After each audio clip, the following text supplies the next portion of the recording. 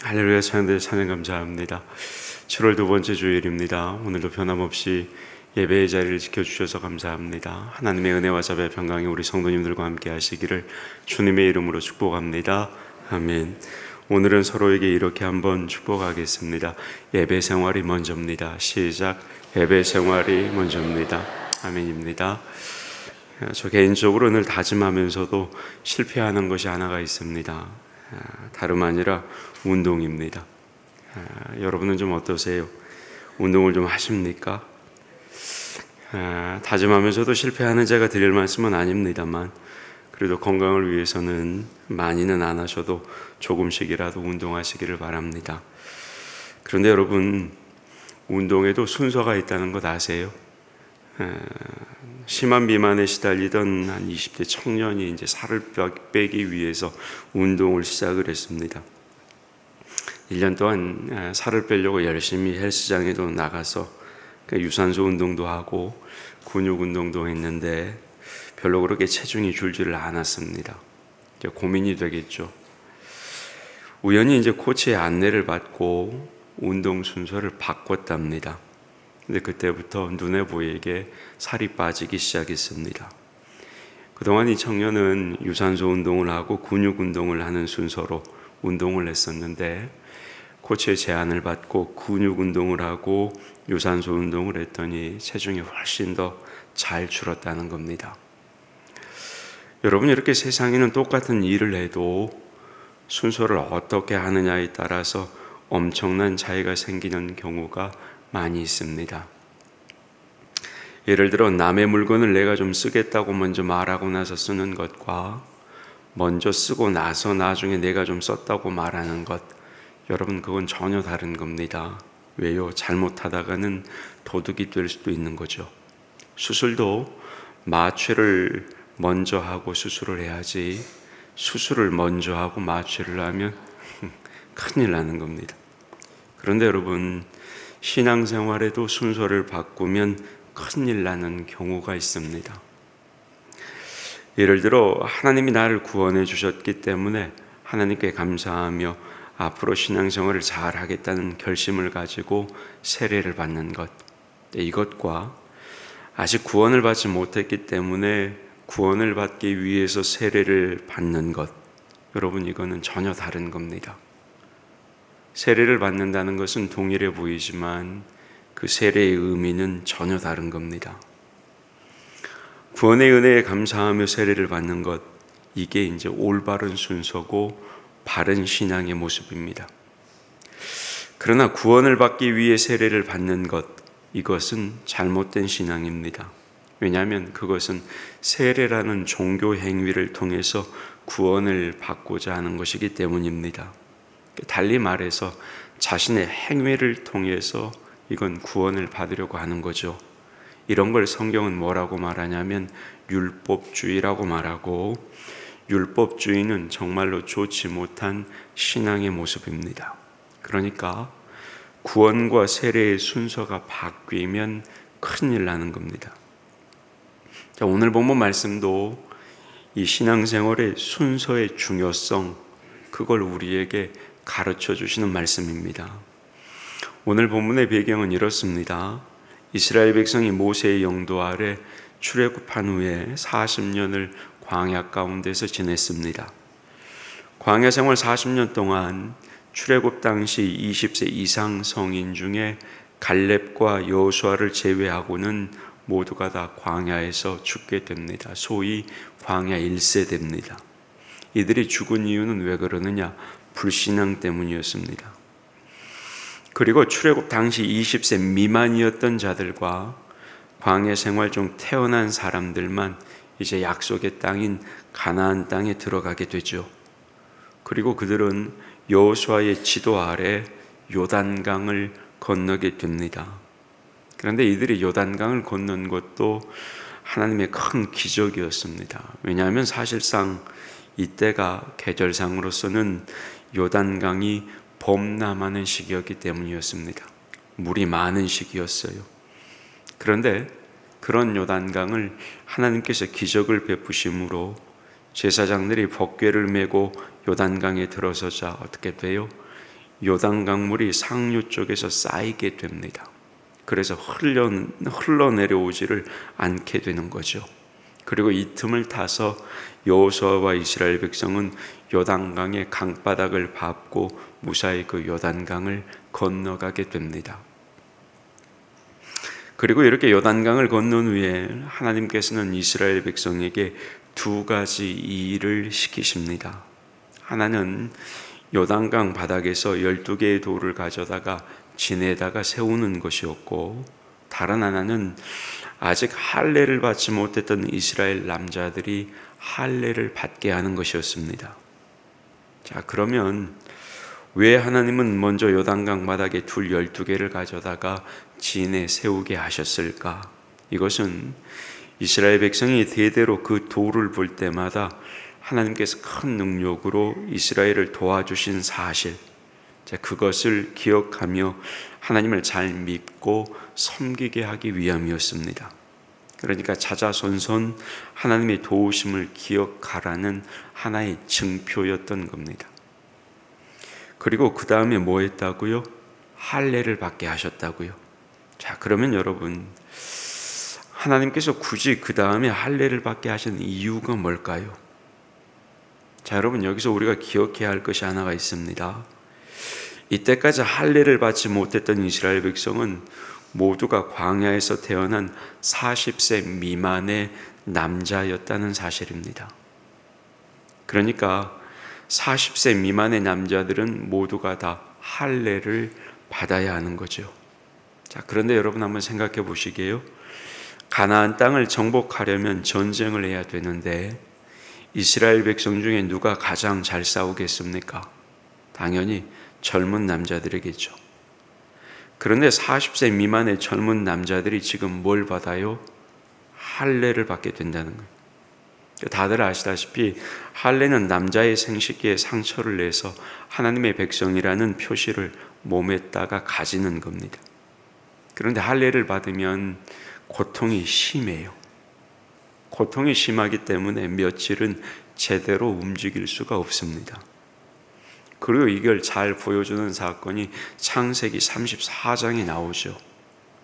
야곱의 딸 디나가 세겜의 왕자에게 수치를 당하자 야곱의 아들들이 세겜 사람들에게 너희가 할례를 받으면 디나도 주겠고 너희와 통혼도 하겠다, 이렇게 속이게 됩니다. 그래서 세겜 사람들이 다 할례를 받게 되고, 그들의 고통 속에 있을 때 야곱의 아들들이 세겜의 남자들을 모두가 다 죽여버리죠. 그만큼 할례를 받게 되면 며칠은 꼼짝할 수가 없는 겁니다. 따라서 가나안 정복 전쟁을 앞두고 이스라엘의 젊은 장정들이 적군 앞에서 할례를 받는다는 것, 이건 굉장히 위험한 일이라는 거죠. 그럼에도 불구하고 하나님께서 그 할례를 지금 받아라고 명하시는 겁니다. 이유가 뭘까요? 하나님은 왜 굳이 여기서 할례를 명하셨을까요? 사실 요단강을 건너기 전에 할례를 받는 거라면 어때요? 충분히 이해할 수도 있습니다. 왜? 요단강을 건너기 전이니 할례를 받아도 요단강이 방패막이가 되어줘서 훨씬 더 안전할 테니까요. 뿐만 아닙니다. 이 정복전쟁에 이긴 후에 나라가 안정된 다음에 이 할례를 받게 해도 되는 겁니다. 그렇죠? 그런데 하나님은 그렇게 하지 않으십니다. 요단강을 건넌 후에, 그것도 적군들의 코앞에서 이 할례를 받게 하신 겁니다. 왜 그러셨을까요? 왜 하필이면 지금, 그것도 적군이 코앞에 있는 그곳에서 하나님께서 할례를 명하셨을까요? 여러분, 하나님께서 이렇게 하신 것은 이 순서가 가장 좋은 순서이기 때문입니다. 우리 눈과 우리 생각에는 할례를 받고 요단강을 건너가고 난 후에 정복전쟁을 수행하는 순서나, 혹은 요단강을 건너 정복전쟁을 수행한 후에 나라가 안정되고 할례를 받는 이 순서가 훨씬 더 좋아 보일지 모릅니다. 하지만 그렇지 않습니다. 요단강을 건너고 할례를 받은 후에 정복 전쟁을 수행하는 이 순서가 가장 하나님께서 보시기에 좋은 것이었습니다. 그래서 하나님은 이런 순서로 행동하게끔 하셨다는 거죠. 그걸 한번 살펴보는 겁니다. 왜 이 순서가 가장 좋은 순서인지, 그래서 왜 하나님은 이 순서를 그대로 행하라고 하셨는지.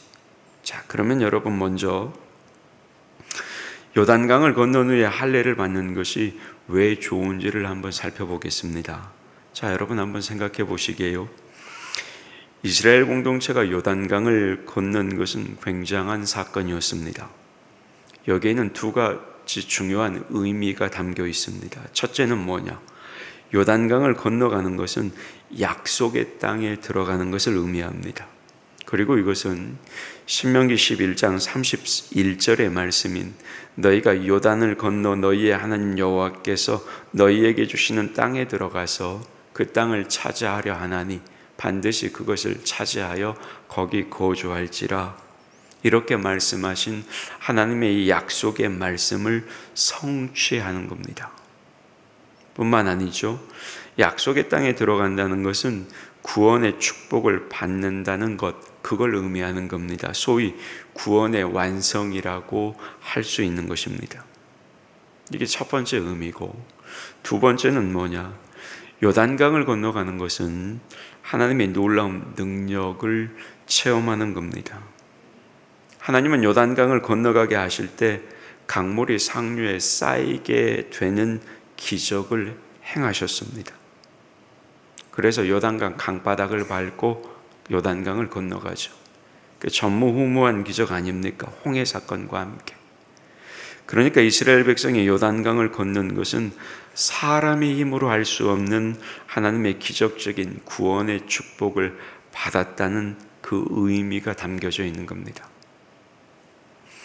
그런데 반대로 이스라엘 백성이 할례를 받은 후에 이런 구원의 축복을 받았다면 이스라엘 백성이 어떻게 생각할까요? 아마도 할례 받은 덕분에 구원을 받았다, 이렇게 생각할 소지가 있는 겁니다. 그리고 이렇게 되면 어떻게 됩니까? 이스라엘 백성들의 믿음은 이 할례라는 종교 의식을 통해서 구원을 받으려고 하는 율법주의가 되어버리는 겁니다. 그래서 이렇게 되면 하나님의 은혜를 의지하기보다는 뭘 의지하겠어요? 자신의 종교 행위를 의지하는 잘못된 신앙인이 될 수가 있는 거죠. 실제로 여러분, 이 할례를 통해서 구원을 받으려고 하는 이 율법주의는 이스라엘 백성들에게 두고두고 문제가 됩니다. 심지어 예수님을 믿어도 할례를 받아야 구원받는다고 생각했던 사람들이 얼마나 많았습니까? 그래서 사도 바울이 갈라디아서 5장 2절에서 이렇게 가르쳤던 겁니다. 보라, 나 바울은 너희에게 말하노니 너희가 만일 할례를 받으면 그리스도께서 너희에게 아무 유익이 없으리라. 무슨 말이에요? 예수님을 믿으면서도 할례를 통해서 구원을 받으려고 한다면 예수 그리스도의 그 은혜를 더 이상은 입을 수 없다라는 말입니다. 자, 보세요. 신약 시대에도 이랬으니 여호수아 시대의 할례를 먼저 받고 요단강을 건넜다면 어떻게 됐을까요? 아마도 이스라엘 백성들은 정말로 쉽게 이 율법주의에 빠졌을 겁니다.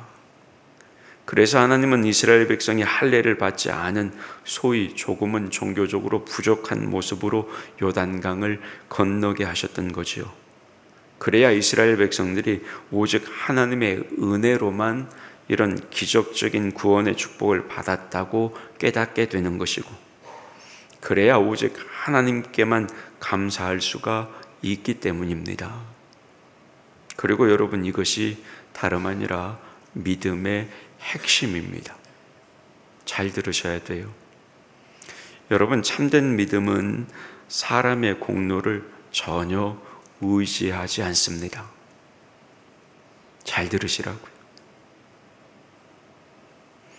참 믿음은 사람의 공로를 의지하지 않아요.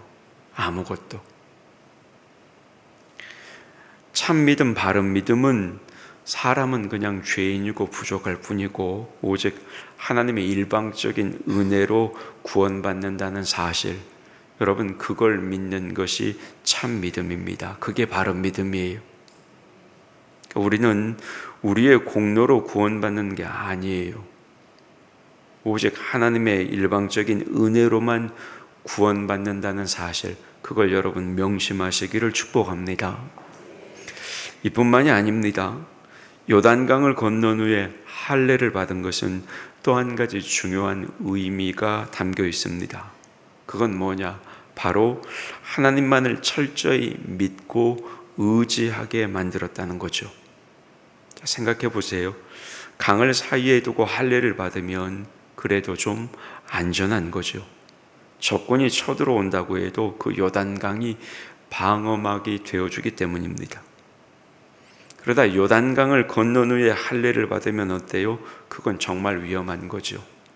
적군이 쳐들어오면 방어막이 없어서 그대로 다 멸망당하기가 쉽기 때문입니다. 따라서 여러분, 이것은 철저히 하나님만을 믿지 않으면 행동할 수가 없는 일입니다. 철저히 하나님만을 의지하지 않으면 그 하나님의 명령에 순종할 수가 없는 일이에요. 그러니까 하나님은 이런 명령을 통해서 이스라엘 백성이 철저하게 하나님만을 믿도록 훈련시키신 겁니다. 그리고 실제로 이스라엘 백성은 어때요? 하나님만을 믿고 그곳에서 명령대로 할례를 행하게 됩니다. 그리고 이런 이스라엘 백성을 하나님은 철저하게 보호하십니다. 그리고 이런 경험들을 통해서 이스라엘 백성들은 아무리 인간적인 생각으로는 어렵게 느껴져도 하나님의 말씀만 순종하면 된다. 이 사실을 자신들의 이 경험을 통해서 배우게 되는 겁니다. 그리고 이렇게 되면 그들의 뭐가 성장하겠어요? 믿음이 성장하게 되는 거죠. 그런데 여러분, 본문을 잘 보시면 하나님께서 이런 위험한 일을 하라고 명령하실 때 그냥 아무 대책도 세우지 않고 명령만 하시는 그런 무모한 분은 아니라는 사실을 우리가 알게 됩니다. 무슨 말이냐면 하나님은 이미 모든 안전조치를 다 취해 놓으시고 이 같은 명령을 하셨다는 겁니다. 우리가 읽지는 않았지만 여호수아 5장 1절, 오늘 본문이 시작되는 1절의 말씀을 보면 이렇게 증거하고 있습니다. 요단 서쪽의 아모리 사람의 모든 왕들과 해변의 가나안 사람의 모든 왕들이 여호와께서 요단물을 이스라엘 자손들 앞에서 말리시고 우리를 건너게 하셨음을 듣고 마음이 녹았고 이스라엘 자손들 때문에 무엇을 잃었더라고요? 정신을 잃었더라. 그러니까 이미 가나안 족속들은 마음이 녹아있고 이스라엘 자손들 때문에 정신을 놓아버린 상태예요.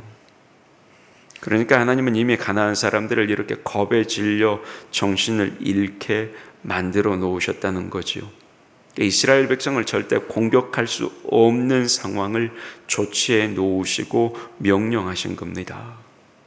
그래서 이 조치를 취하신 후에 이스라엘 백성에게 할례 받아라 명령하신 겁니다. 여러분, 이건 우리 신앙생활도 마찬가지예요. 세상에는 하나님의 말씀대로 살다가는 꼭 망할 것처럼 보이는 그런 경우가 얼마나 많은지 모릅니다. 그렇잖아요. 세상을 살다 보면 이건 아닌데 왜 하나님은 이렇게 하시지? 이렇게 생각하고 그렇게 결론을 맺을 때가 우리도 사실은 있죠. 그러나 여러분, 그것은 우리 눈으로 우리 생각으로 볼 때 그런 겁니다. 인간의 눈으로 볼 때 인간의 생각으로 그러는 것이고 하나님의 눈으로 보면 절대 그렇지 않다는 겁니다. 하나님은 이미 모든 보호장치를 마련해 두시고 하게끔 명령하시는 거죠. 따라서 우리가 하나님 뜻대로 산다고 해서 절대로 여러분 망하지 않아요. 망할 것처럼 느껴져도 망하지 않는다고요. 오히려 놀라운 축복을 받게 되는 거죠. 이스라엘이 요단강을 건넌 후에 할례를 받았지만 망하기는커녕 오히려 가나안 땅을 정복하는 것과 같은 거예요. 그러니까 이렇게 하나님을 믿고 하나님 뜻대로 사는 것, 이것이 바로 믿음으로 세상을 이기는 삶이라는 것입니다. 그러니까 여러분, 내 생각에는 망하는 것처럼 보여도 하나님은 절대 망하게 두지 않으십니다. 따라서 그 믿음을 가지고 세상을 이기시는 그리스도인들이 되시길 주님의 이름으로 축복합니다. 아멘. 자, 다음으로 그러면 이제 가나안 땅을 정복하기 전에 할례를 받은 이 모습을 한번 또 살펴보겠습니다. 자, 여러분, 이왕의 요단강을 건넌 후에 할례를 받게 하실 거였으면 아예 가나안 땅 정복까지 끝내고 할례를 받게 하는 것, 그것도 좋은 방법이지 않겠습니까? 그죠? 꼭 지금 여기서 당장 할례를 받게 하는 것이 가장 좋은 방법은 아닌 것처럼 보이잖아요. 그러나 여러분, 사실 이 순서가 가장 좋기 때문에 하나님이 이 순서로 일을 시키신 거예요. 그러면 여러분, 지금 여기서 할례를 행하는 게 어떤 점에서 좋을까요? 자, 앞서서 제가 구원과 세례의 순서에 대해서 짤막하게 말씀을 드렸죠. 우리는 세례를 먼저 받고 구원을 받는 게 아니라고 말씀드렸습니다. 믿음으로 구원을 먼저 받고 그 다음에 세례를 받는 겁니다. 그런데 믿음으로 구원을 받으면 여러분, 그 다음에 언제 세례를 받아요? 인생이 끝날 때 세례 받습니까? 아니죠. 예수님을 믿고 소위 말해 예수님을 내 삶의 구주로 고백하고 받아들이게 되면 그 다음에 바로 세례를 받게 되는 겁니다. 그리고 그 세례를 받으면 어때요? 이제는 평생 예수 믿는 성도로서 신앙생활을 하게 되는 겁니다. 그러면 신앙생활을 계속하다가 죽을 때 세례를 받지 않고 세례를 먼저 받고 신앙생활을 하는 이유가 뭐예요? 왜 그러는 거예요? 여러분, 그것은 세례의 의미를 생각해 보면 우리가 쉽게 알 수가 있습니다. 자, 여러분, 세례가 뭐예요? 대답 못 하실 줄 알고 로마서 6장 4절의 말씀을 준비했습니다. 로마서 6장 4절은 세례에 대해서 이렇게 증거해요. 그러므로 우리가 그의 죽으심과 합하여 세례를 받음으로 그와 함께 장사되었나니 이는 아버지의 영광으로 말미암아 그리스도를 죽은 자 가운데서 살리심과 같이 우리로 또한 새 생명 가운데서 행하게 하려 함이라. 아멘. 여러분, 이게 세례예요. 무슨 말이냐? 세례는 예수님을 믿는다는 공식적인 신앙 고백이고, 이제 이 세례를 받고 내가 하나님의 자녀로 살겠다는 결단의 표시라는 겁니다. 뿐만 아닙니다. 세례는 교회에 속한 성도가 되겠다, 이걸 표시하는 겁니다.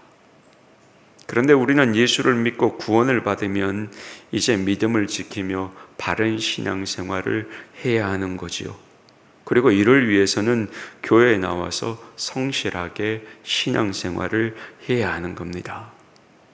그러니까 예수님을 믿으면 즉시 세례를 받고 교회에 나와 열심히 신앙생활을 해야 하는 것이 맞는 겁니다. 이게 순서예요. 그냥 대충 신앙생활 하다가 죽을 때 세례 받는 것, 그건 말이 안 되는 거예요. 그런데 구약의 할례는 이런 신약의 세례와 비슷한 성격을 가집니다. 따라서 하나님께서 왜 이스라엘 백성에게 가나안 땅을 정복한 후에 할례를 행하게 하지 않고 요단강을 건너자마자 할례를 행하게 하셨는지를 우리가 이제 여기서 알아차릴 수가 있는 거죠. 생각해 보세요. 이스라엘 백성은 하나님의 은혜로 요단강을 건너서 약속의 땅에 들어왔습니다. 구원의 축복을 받은 거죠. 그러나 이제 장기간에 걸쳐서 가나안 땅을 정복해 가야 하는 겁니다. 그리고 이를 위해서 필요한 게 뭐예요? 이스라엘 백성은 정말로 하나님의 백성답게 올바른 신앙생활을 해야 하는 겁니다. 그리고 또한 이를 위해서는 자기들이 정말 하나님의 백성이라는 증거를 확고하게 세우고 올바른 신앙생활을 하겠다는 결단의 표시로 이 할례를 받아야 하는 거죠. 그래서 하나님께서는 이스라엘 백성이 요단강을 건넌 후에 바로 할례를 받고 올바른 신앙생활을 하게끔 만드셨던 겁니다. 그리고 이렇게 하신 후에 가나안 땅을 정복할 수 있도록 하신 겁니다. 이게 정확한 타이밍이에요. 이 순서가. 우리는 아닌 것처럼 보여도 하나님의 관점에는 이게 정확한 이스라엘 백성을 향한 신앙생활의 타이밍이라는 거죠. 그래서 이렇게 하신 겁니다. 여러분, 우리도 마찬가지라는 거죠. 우리가 하나님의 은혜를 입고 구원의 자리에 들어왔으면 이제 우리는 정말로 하나님의 그 뜻대로 살며 하나님의 축복을 누리기 위해서 반드시 할례를 받아야 하는 겁니다. 물론 여러분, 우리가 받아야 할 할례는 영적인 할례죠. 영적인 할례가 뭐예요? 영적인 할례는 그냥 세례 받는 게 아닙니다. 영적인 할례는 할례나 세례가 가지고 있는 그 영적인 뜻을 이루는 겁니다. 옛날 구약의 할례가 뭐라고요? 이스라엘을 하나님의 백성이라는 거룩한 자리에 세워주고 또한 하나님 뜻대로 살도록 결단하게 해준 게 할례였고, 그리고 하나님이 약속하신 그 약속의 땅을 받게 해준 것, 그게 할례였습니다. 그러니까 우리가 받아야 하는 영적인 할례도 이와 같다는 거예요. 우리는 예수님을 믿고 구원을 받았습니다. 그래서 이제 하나님의 자녀라는 거룩한 자리에 서서 하나님의 뜻대로 살아야 하는 겁니다. 그리고 이렇게 살기 위해서는 성실하게 교회에 나와 예배를 드려야 하는 것이고, 동시에 세상에 나가서는 철저하게 하나님 뜻대로 살아야 하는 겁니다. 그리고 이렇게 될 때 하나님이 예비해 두신 놀라운 축복과 은혜를 우리가 누리게 되는 겁니다. 이게 영적인 할례고, 이것이 바로 하나님이 정해 주신 여러분 신앙생활의 순서예요. 정리해 보겠습니다. 먼저 우리가 예수님을 믿고 구원을 받습니다. 그리고 세례를 통해 이제 하나님의 자녀가 되었으니 하나님 뜻대로 살기로 결단하고, 그 다음에 뭐 해야 되는 거예요? 철저하게 교회에 나와 하나님께 예배하고, 그리고 세상에 나가서는 하나님의 뜻에 맞게 바르게 살아야 하는 겁니다. 그렇게 될 때 세상의 악을 이기고 하나님의 놀라운 은혜와 축복을 우리가 경험하게 되는 거죠. 이게 순서라고요. 이 신앙생활의 순서를 여러분 기억하셔야 됩니다. 이게 엉망이 되면 안 되는 거예요. 여러분, 미국의 34대 대통령이 누구세요? 아이젠하워입니다. 아이젠하워는 미국의 34대 대통령인데, 아이젠하워 대통령에게 이런 일화가 있습니다. 1959년에 당시 소련의 후르시초프가 이제 정상회담을 하러 미국에를 왔습니다. 하필 회담 날짜가 주일이었습니다. 그날 아침에 이 아이젠하워가 소련의 후르시초프에게 전화를 겁니다. 뭐라고? 같이 주일이니까 교회 갔다가 회담하자고. 당연히 후르시초프는 어때요? 거절하겠죠. 공산주의자니까. 그러자 아이젠하워가 후르시초프에게 1시간 30분만 기다려달라고 부탁을 합니다. 왜 그랬을까요? 예배에 참석하려고. 아이젠하워는 그렇게 예배에 참석한 후에 회담장으로 가게 됩니다. 그런데 여러분 생각해 보세요. 당시의 초강대국이었던 소련의 지도자를 이런 식으로 대한다는 건 여러분 외교의 예의상 상상할 수도 없는 일입니다. 그런데 아이젠하워는 예배를 드리기 위해서 이렇게 한 거죠. 실제로 아이젠하워는 평생 주일 예배를 말할 수 없이 귀하게 여기며 살았던 사람입니다. 여러분, 아이젠하워는 군인 출신이에요. 군인 출신 정치인으로 크게 성공한 사람입니다. 놀라운 지도력을 가지고 2차 대전을 세계 승리로 이끌었고 수많은 사람들이 이 아이젠하워를 존경하고 사랑했습니다. 대통령도 2번을 했어요. 8년 대통령직을 수행합니다. 어떻게 이 아이젠하워가 이런 성공적인 삶을 살 수가 있었을까? 여러분, 그건 우리가 성경의 인물 중에 다니엘을 보면 알 수가 있습니다. 다니엘은 당시에 세계 최강국이었던 바벨론과 메대에서 최고의 자리에 올랐던 사람입니다. 이유가 뭐였어요? 우리가 알듯이 조금의 흠도 없이 하나님을 섬기려고 애썼던 사람이었기 때문입니다. 다니엘은 부정한 음식을 먹지 않으려고 최선을 다했죠. 기도하면 사자굴에 던져진다는 것을 알고도 자신의 목숨을 걸고 기도 시간을 지켰습니다. 다니엘은 이렇게 최선을 다해서 하나님을 섬겼기 때문에 하나님의 축복을 받아 그런 인물이 된 겁니다. 아이젠하워도 마찬가지였어요. 하나님께 예배를 드리는 것, 그 신앙생활의 순서를 그렇게 귀하게 여겼기 때문에 존귀한 인물이 되고 하나님의 놀라운 축복을 경험하게 된 거죠. 여러분, 말씀을 이제 맺겠습니다. 여러분, 분명히 하나님은 외모를 보시지 않고 우리의 마음과 중심을 보십니다. 그러나 그렇다고 해서 우리가 외모나 형식을 무시하고 신앙생활을 잘할 수 있는 것은 아닙니다. 왜냐? 우리는 그렇게 영적으로 훌륭한 사람들이 아니거든요. 그래서 하나님은 교회를 세우시고 교회 생활 가운데 예배를 제정해 주신 겁니다. 예배 생활을 통해 우리가 하나님의 말씀을 듣고 하나님의 뜻이 무엇인지 알고 그 뜻대로 살게 하신 겁니다. 따라서 여러분, 이 같은 교회 생활과 예배 생활이 하나님께서 우리에게 은혜를 베푸시는 통로가 되는 겁니다. 그래서 우리는 교회에 나와서 예배를 드려야 하는 거고요.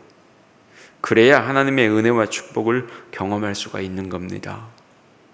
만약에 교회에 잘 나오지를 않고 예배의 생활과 말씀과 기도의 자리에 잘 참석을 하지 않는다고 여러분 한번 생각해 보세요. 죄송합니다만 그런 분은 절대로 좋은 성도와 올바른 그리스도인이 될 수가 없는 겁니다. 그래서 하나님은 우리가 예수님을 믿고 구원을 받으면 곧바로 세례를 받게 하시고 교회 생활과 특별히 예배 생활을 하게 하시는 거죠. 그럼에도 우리가 오해하지 말아야 할 것은 뭐냐? 할례가 이스라엘 백성에게 요단강을 건너는 기적을 베풀어 준 것이 아니라는 사실, 우리는 그걸 또 알아야 되는 겁니다. 그 같은 구원은 오직 하나님의 은혜로만 주어지는 겁니다. 할례는 은혜로 구원받은 사람이 하나님을 잘 섬기고 하나님 뜻대로 살며 하나님의 축복을 받도록 그저 돕는 게 할례예요. 따라서 여러분, 우리 모두가 신앙생활을 할 때 먼저는 우리의 어떤 종교 행위로 구원을 받으려고 하지 말아야 하는 것이고, 구원은 오직 예수님의 은혜만 의지하는 바른 믿음으로 받는다는 사실, 그게 기본이고, 그리고 예수님의 은혜로 그렇게 구원을 받았다면 이제는 나를 둘러싼 어떠한 형편과 상황 속에서도 가장 먼저 철저한 예배 생활, 교회 생활을 통해 하나님을 섬기고 하나님 뜻대로 살아가는 그런 하나님의 자녀와 그리스도인이 되어야 하는 겁니다. 여러분, 여기 앉아있는 우리는 주님의 은혜로 구원받은 사람들이잖아요. 그걸 고백하며 세례도 받았잖아요. 그러면 어때요? 교회 생활과 특별히 예배 생활을 반듯하게 잘 해야 되는 겁니다. 근데 우리는 이제 그걸 놓칠 때가 많아요. 여러분 기억하세요. 신앙생활에도 순서가 있습니다. 그 순서를 잘 지키시는 우리 나주교회 성도들이 되시기를 주님의 이름으로 축복합니다. 아멘. 하나님, 말씀을 통해 신앙에도 순서가 있음을 우리에게 알게 해주시니 감사합니다. 우리에게 베푸신 주님의 은혜가 먼저임을, 그리고 그 은혜에 우리가 드릴 수 있는 최고의 고백이 예배임을 하나님 우리가 늘 기억하게 하셔서 온전한 예배, 주님이 기뻐하시는 예배를 드리며 예배의 자리, 예배의 생활을 아름답게 지켜가는 우리 나주교회 성도들이 되게 하여 주시옵소서. 하나님 오겨 우리 가운데 흐트러진 예배의 모습이 있다면 다시 한번 바른 예배의 모습과 자세를, 그리고 그보다 먼저 느슨해진 우리의 마음가짐을 바로잡아 주셔서 바른 예배 생활을 회복하는 우리 모두가 되게 하여 주옵소서. 그리하여 예배를 통해 하나님의 뜻을 깨닫고 그 뜻을 이루어드리는 하나님의 자녀요 그리스도인들 되게 하여 주시옵소서. 감사드리며 예수님의 이름으로 기도하옵나이다. 아멘.